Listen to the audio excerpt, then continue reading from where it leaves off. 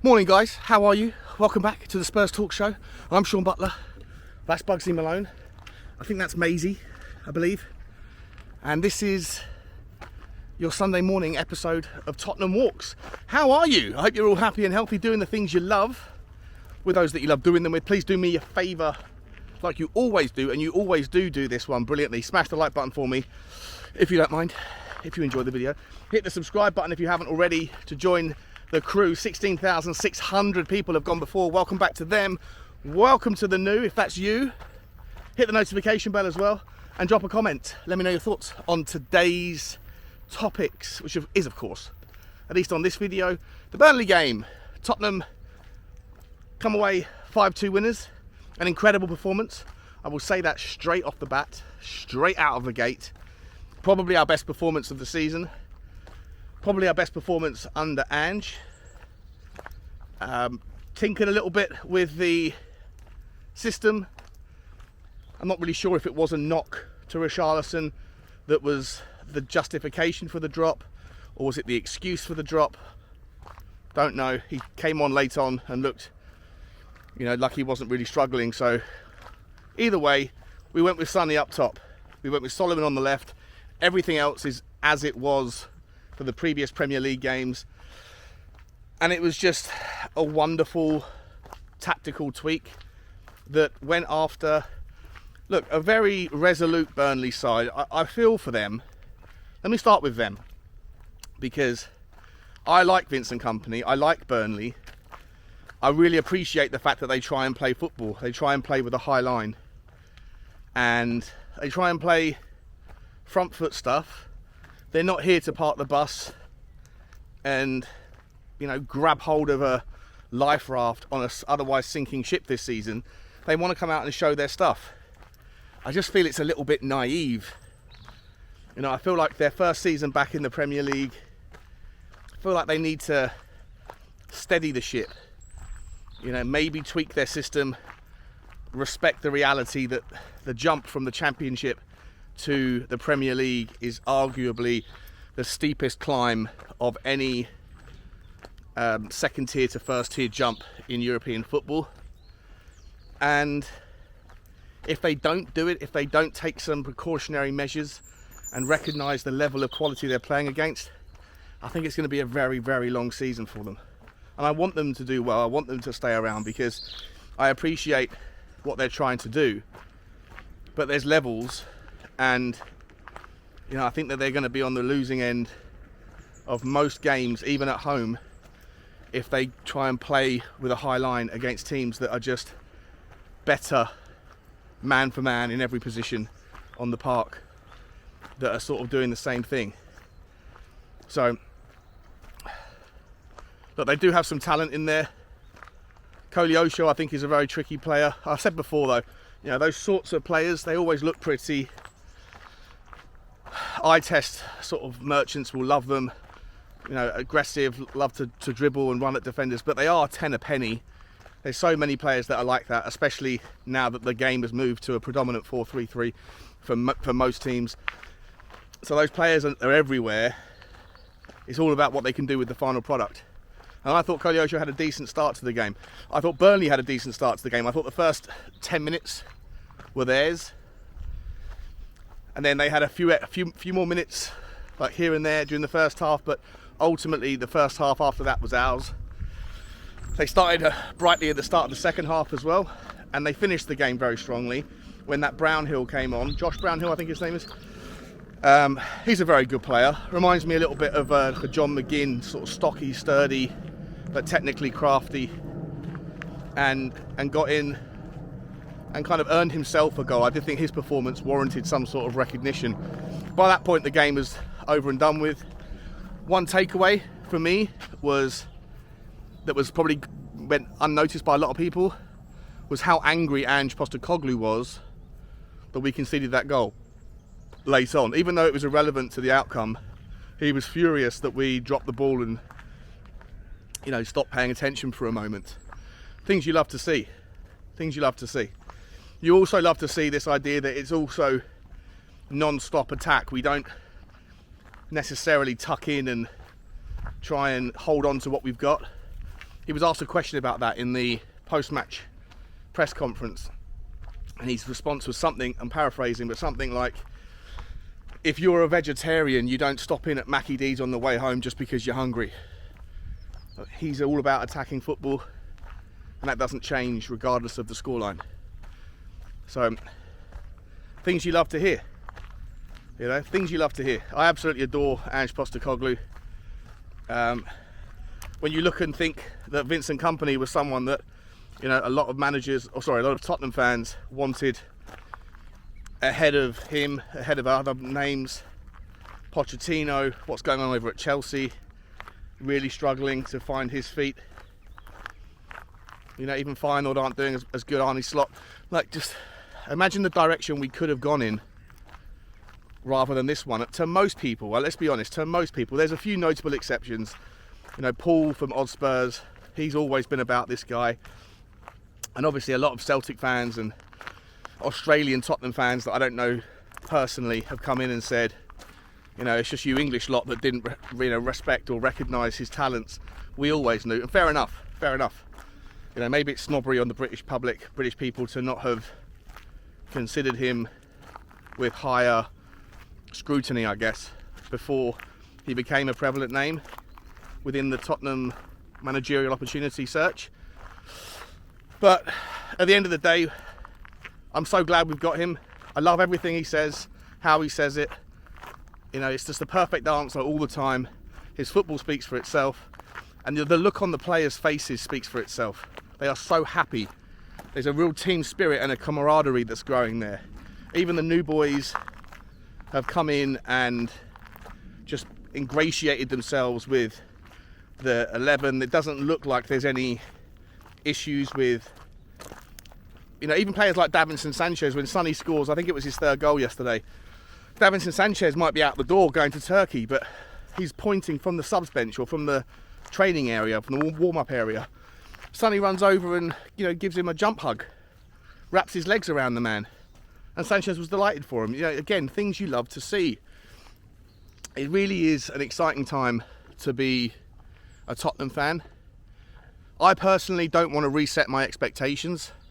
I know that everyone probably is. I've already seen Tottenham fans on Twitter putting out, you know, tweets like, what would you do if we won the league? Or, you know, where do you think we'll finish now? And the options were like first, third, Champions League or Europa League. Like there's no other option. Look, it's a very long season. We do know that if we get an injury to any one of the critical 4 or 5 players, then things could go wrong. And we know certainly that if we get 2 or 3 injuries to the same area on the pitch at the same time, like we did this time last season, then, you know, the whole wheels come off. But I think you can make the same assertion for most teams, with the exception of maybe Manchester City. If most teams lose, you know, 1 or 2 or 3 of their key first team players, everything looks a little bit ropey. And so we're no different in that respect. It's just disappointing that we probably could have done a little bit more had we found a mechanism to remove some of the people that are seemingly now prepared to leave. Davinson Sanchez seemingly today, you know, I might talk about this on a different video, but he seemingly is prepared to leave to go to Galatasaray. They've agreed personal terms. Why couldn't that have been done 3 days ago? You know, what's that about? It's very weird, very frustrating.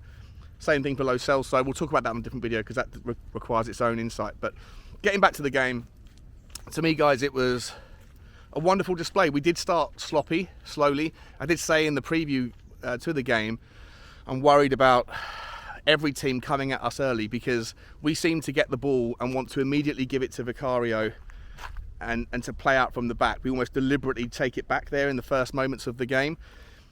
I don't know whether it's just to get him on the ball, to get the kind of the back four comfortable and get the nerves out of the way early doors, or if it's an attempt to kind of draw them out to immediately go on the attack. But in any event, it always seems to look nervy in the opening moments. And I think we have to be aware and wary of these teams that are going to start strong against us. Burnley did. They got the mistake.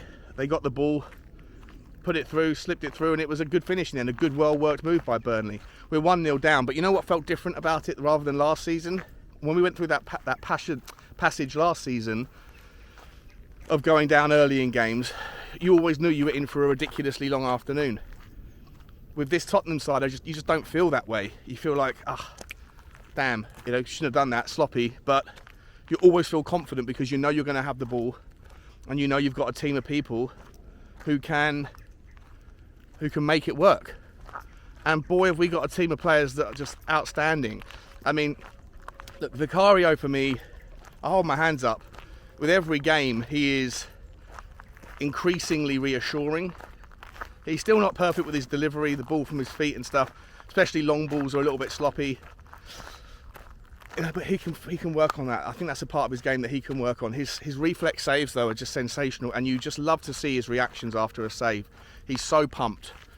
And yesterday he ended up with a 0.25 goal supremacy, right, which is basically the goals conceded versus the expected goals against. He basically came out that his performance warranted a quarter of a goal difference. So he wasn't responsible. He was expected to concede 2 goals, or 2.25 goals, but only conceded 2. So pretty good performance from him. I'm very, very kind of confident in the way that his confidence is growing. Confidence breeds confidence, right? Look, Destiny Udogie for me, guys, just insane. I think I've said it 3 or 4 times. I don't know if there's a better left back on form at the moment. Certainly, Estupiñán is obviously incredible. Robertson for Liverpool is incredible. You've got a few players here and there dotted around. But I think that, Destiny Udogie, for his age, for his time in the Premier League, and incredible impact. Getting forward, getting back. He is just a breath of fresh air. The pace, the strength, the physicality, incredible stuff. Next to him, Mickey van der Ven. Don't think he was really responsible for the goal towards the end. I think they didn't give it to him as an own goal, but I'm not worried about all those own goal things. His technicality, his strength, his speed, his willingness to contend and contest people in pacey environments is second to none. And I think the guy is an absolute monster. Couldn't be happy that we signed him. Shout out to Jacob once again for bringing him to my attention. Romero next to him, what can I say? Best performance in a Tottenham shirt from him yesterday. He was incredible defensively, scored an absolute worldie. I don't remember much or many performances that were better from Romero. Those two are clearly building a great chemistry and a relationship. They trust each other, and maybe we're starting to see now the truth around that kind of consideration, that you put a good player next to him and you'll see the player that he can be. On the right, you've got Pedro Porro, which is the performance was an enigma. I mean, going forward, he is extraordinarily good. He's technical. His range of passing is sensational. You saw it for I think it was the 5th goal that got Sonny his hat-trick. Just that through ball, it split 4 Burnley players wide open. A 40-yard through ball that was perfectly placed. Like, you don't get Emerson Royale doing that. Defensively, obviously, he still has issues. He can't defend probably as well as Emerson. However, for me, the differential between the two is pretty clear. The differential on their defensive capabilities is smaller than the differential on their offensive capabilities, which is significant. And so on that basis, when you consider both and you compound on each other, I think you obviously land on Porro being your necessary right back of choice. I would also say, and I'm not going to be able to do it today, but I'll find it for the week, we've got a long time to analyse the game, that I think that there is remember that when you're doing the high press, you press as a team. If any one person, wherever they are on the pitch, is not doing their job, the whole press falls apart. And I think occasionally Pedro Porro has been found out over the top because of other players at the top end of the pitch not timing their press correctly. And then you don't see it, the ball gets put through, the ball finds its space, then gets lumped over the top. Chances are created down our right, down the opposition left, and people naturally think it's therefore Porro's fault. But I'm going to go and find a couple of examples of why I don't believe that to be the case. I think that other people not pressing correctly, amplified the risk of those situations occurring. And so we need to be a little bit more balanced when we are analysing the direct and indirect consequences of a successful or an unsuccessful press. That to me is one of the takeaways. He does need to improve, morning guys, he does need to improve his positional play, and sometimes the way he goes about his timing with his tackles. But other than that, I think there's more to that kind of conversation than meets the eye. Well, I thought Bissouma and Sarr had quieter days yesterday. I didn't think they played badly. I thought Bissouma in the first half was a little bit sloppy, so was Sarr. Second half they both got significantly better until Sarr got taken off in about the 70th minute. Bissouma's second half was far superior than his first half. They didn't have bad games, but they weren't anywhere near their best. And when you're comparing them to the people at the top end of the pitch, like Maddison, who, I don't know what to say about James Maddison. He, for me, is the signing of the summer across the Premier League. He's just an absolute masterclass with his footwork, his vision, his timing, the pacing of his pass. Everything about his game suits Tottenham's new system, and it's just a masterpiece of business. So if we're going to critique and criticise the ownership and the board and the scouts and whoever else, the directors of football, for the mistakes we've made, we also need to credit them when credit is due. And I think yesterday proved once again that signing James Maddison was a masterstroke. Credit where it's due. Could have done more. Should have got other players out if you could have done. Needed a bit more support in depth, and you'll get criticism for that, but you should get credit as well. Manuel Solomon on the left frustrated me for the first 20 minutes. Picked the wrong pass, sloppy with his decision making, and again one of these players that's very like Aaron Lennon-esque, kind of darts left and right. Reminds me a little bit of Jose Dominguez, if you're old enough to remember him. You know, lots of trickery, but in the first 15-20 minutes, again the final decision, bad, always poor. But that changed pretty rapidly as the game settled down and we got back into it. He was brilliant. He was absolutely brilliant and worked really well with Destiny Udogie. Again, partnerships, relationships, chemistry, all these things are important to consider going forward. And I thought he did a really good job, and I think you have to let him keep his place on the left for the game against Sheffield United. On the right, you've got Decky. Again, I think Decky, for me, I never really know how to feel about him, because I'm always looking for what he does directly and what he does indirectly, and I always feel like his contribution to me feels like it's more indirect than it is direct. When he has the ball, not that much always is generated at the moment, in the moment, but his ability to get it back, his ability to pull players out of position, his ability to create space, his ability to be involved in the moves before the kind of culmination of it, all those things are noteworthy and significant and shouldn't be understated. But again, yesterday on the ball, I don't think he was spectacular. I think he had the most touches in the first half. Didn't really kind of get the juice from the squeeze, which is, you know, something he's going to have to work on, because otherwise Brennan Johnson is going to be chomping at his bit to get in there and take that spot. And it will be interesting to see what we do against Sheffield United. And the last one I want to talk about, of course, is Heung-min Son. I mean, absolutely phenomenal. The first touch, the touch on the first goal, the way he brought it down, fed it to Solomon. Solomon realised he didn't have a clear opening, so threaded it back through. That next first touch was perfect. And the dink, that's not a man who's lacking confidence. That's a man who's excited at the prospect of coming central. And all the question marks that were asked about whether he can play central, play number 9, at least on yesterday's performance, seemed to be answered. He was just phenomenal. Everything he did yesterday was absolutely sensational. You'd give him the man of the match naturally because he's a hat-trick hero, but you know, obviously you could have the conversation around James Maddison behind him. You know, and a few other players that weren't that far away. It was 8s, 9s and 10s all over. But for me, Sonny in the 9, he has to stay there. We've got enough options on the left and right. You can even include Richarlison on the left option, or bring him in and rotate as and when necessary. But I mean, the question was asked and the answer was given. I'm sorry, Richie, you're not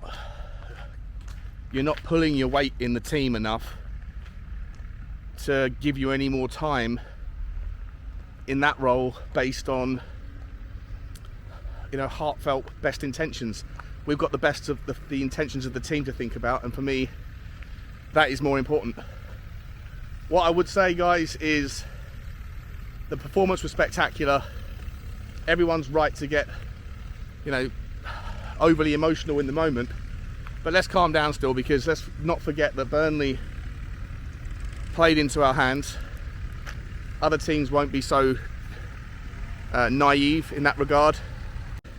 So I think we have to keep our, you know, optimism in check a little bit. It still wasn't perfect, but we are improving, and I think other teams, other fans of other teams that I speak to are starting to sit up and take notice. I think we are the informed team. Maybe us and Brighton look the real deal. Even though they lost to West Ham, they still looked fantastic in that game. And look, with injuries to Kevin De Bruyne, Manchester City still, even though they made light work of Fulham, they're still trying to figure out their settling in period. They've still got a 100% record, but you know, you never know what will happen. And with Arsenal playing today against Manchester United, but without Thomas Partey, who could be out for up to 3 months, there is interesting dynamics that are shaping up elsewhere in the league.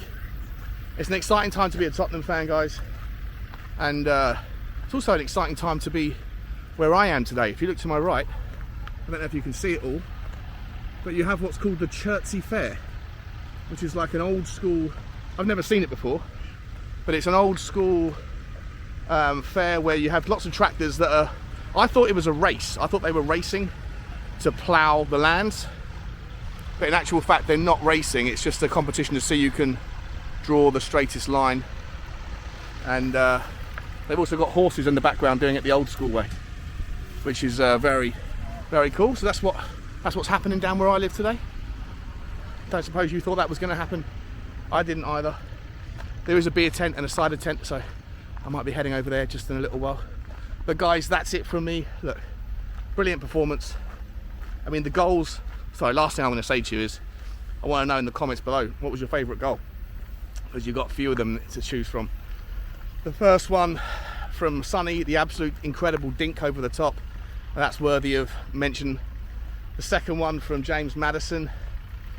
I mean, I thought as soon as he picked the ball up in that space, I knew it was going to be a goal, but I didn't realise quite how perfectly placed it was into the corner.